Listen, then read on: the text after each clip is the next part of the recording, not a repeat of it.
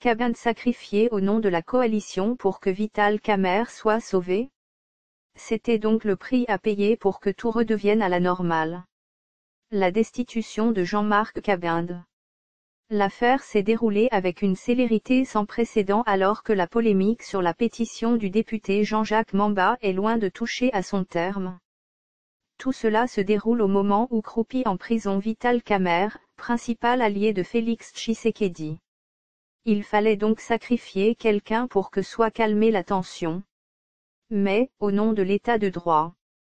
À quoi aurait donc servi la rencontre tenue quelques heures avant entre Félix Tshisekedi et Jeannine Mabunda, si ce n'est pour que les orientations soient données? C'est fort possible que cette rencontre d'urgence avait pour objectif de faire part au président Félix Tshisekedi d'autres dessous de cartes après ce scénario à la chambre basse du Parlement. Lambert Mende, ancien ministre de Médias et porte-parole du gouvernement, l'avait pourtant affirmé que le FCC attendait le mot d'ordre de son leader pour se positionner dans cette affaire. Le député Jean-Jacques Mamba est, à quelques exceptions près, l'homme choisi pour jouer ce jeu politique. Sa mise en résidence surveillée n'est rien d'autre qu'une mascarade politique. Tout va s'arranger dans le calme après sa comparution. Cette destitution permet aussi à Kabinda de continuer son combat en tant que député au sein de cette institution. Cependant, elle met en péril l'avenir de la coalition FCC-CAC, et c'est, d'autant que la méfiance et le désaccord se constituent dans beaucoup de sujets. À l'UDPS, l'heure est présentement à la recherche d'un oiseau rare pour succéder à Kabinda. Parmi les critères, faut-il le signaler d'emblée que, la confiance au chef de l'État à l'image de Jean-Marc Kabinda prime au-dessus de tout. Certes dépouillé, mais le désormais ex-premier vice-président de l'Assemblée nationale aura donc le mérite de quelqu'un qui a su garder son indépendance d'esprit, qui malheureusement, était très mal digérée par plusieurs personnes au sein de la coalition FCC-CAC. Autant Kabinda gêné par sa présence, autant il devenait insupportable par ses multiples interventions très souvent à l'opposé aux postures prises par la quasi-totalité de membres du bureau de la Chambre basse du Parlement. Le président Félix Tshisekedi a perdu une personne de confiance dans ce bureau de l'Assemblée nationale. Kabinda était bien à l'île du chef. Le président et du parti d'Étienne Tshisekedi a pu laver, dans ces dernières heures, son image auprès de ceux qui le soupçonnaient de vouloir contribuer à la déstabilisation du président Félix Tshisekedi.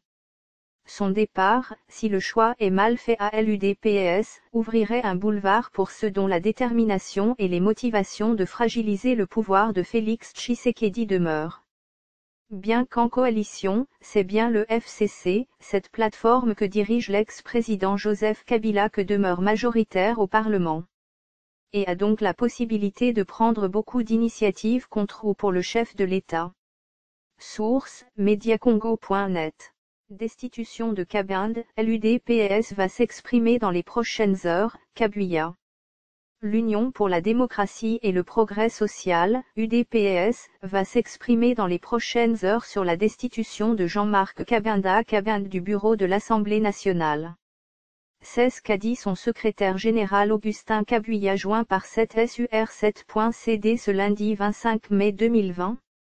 Nous sommes un parti politique, nous étions dans une coalition et le parti va donner sa position par rapport à ce qui vient de se passer dans les heures qui suivent, a-t-il dit.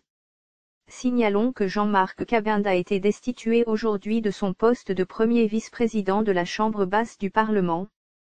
Sur le total des députés nationaux présents à la plénière de ce lundi, 289 ont pour, 9 se sont abstenus et 17 se sont prononcés contre la pétition initiée par Jean-Jacques Mamba, élu du Mouvement de libération du Congo, MLC.